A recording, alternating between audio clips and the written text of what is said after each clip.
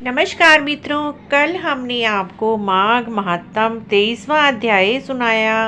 कैसे राजा ने भगवान विष्णु से बैर करके दुखों को पाया। उससे आगे की कथा इस प्रकार है।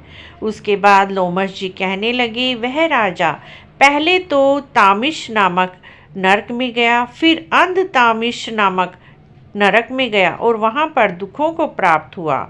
फिर कालसूत्र नामी महानरक में गया, फिर मूर्छा को प्राप्त हुआ।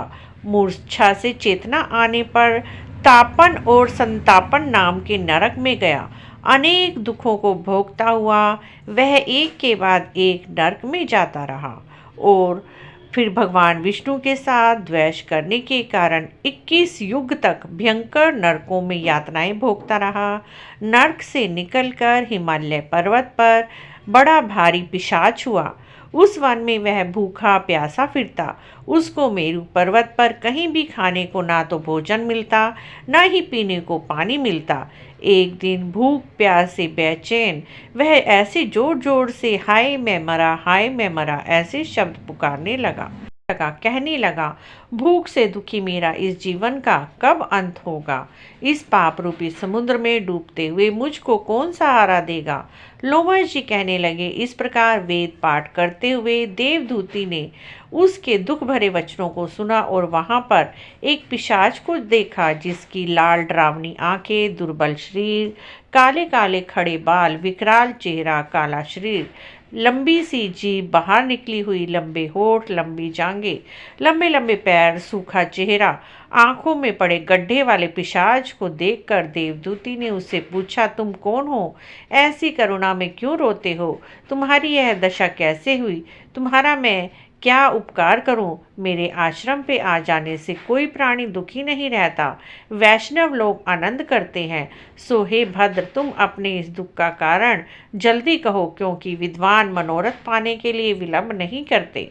ऐसे वचन सुनकर प्रेत रोने लगा और विनती भाव से कहने लगा, हे द्विज, किसी बड़े पुण्य से मुझे आपके दर्शन हुए हैं। बिना पुण्य के साधुओं की संगति नहीं होती।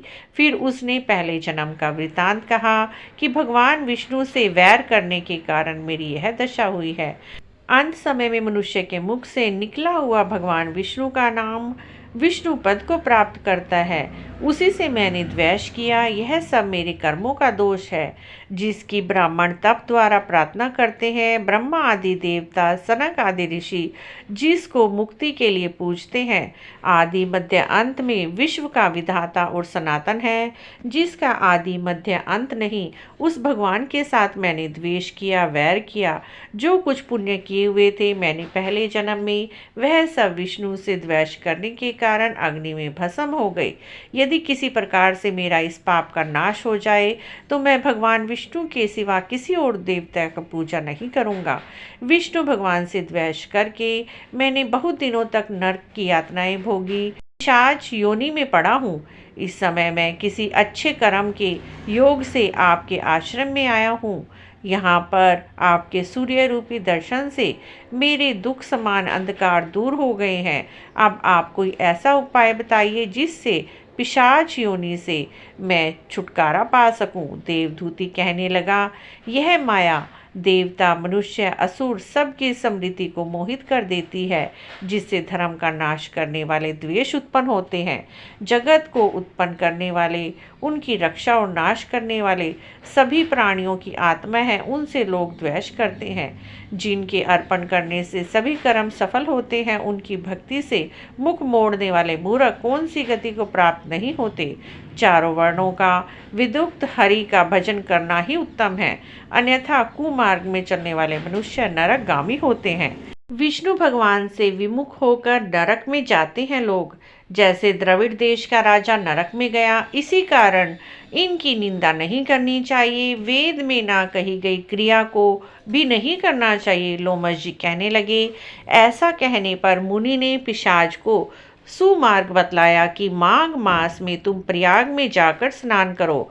उससे तुम्हारी यह पिशाच योनि खत्म हो जाएगी। माघ मास में प्रयाग में स्नान करने से मनुष्य पहले जन्म के सब पापों से मुक्त हो जाता है। वहां पर स्नान करने से मुक्ति प्राप्त होती है।